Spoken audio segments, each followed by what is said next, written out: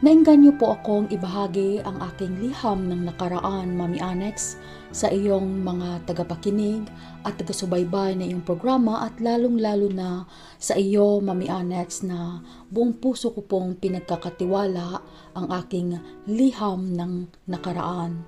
Naway, ipagpatuloy niyo pong itago ang aking pagkakilanlan at ang aking tunay na pagkatao, Mami Anex. Buong puso po akong nagtitiwala sa iyong programa at na-excited na rin ako mapakinggan ang storya ng aking buhay, Mami Anex. Naengganyo po akong ibahagi ang aking liham ng nakaraan noong mapakinggan ko po, Mami Anex, si Kuya Julius PWD Vlog, which is hindi po siya nahihiyang ipahayag o ikwento ang kanyang liham ng nakaraan sa inyong programa,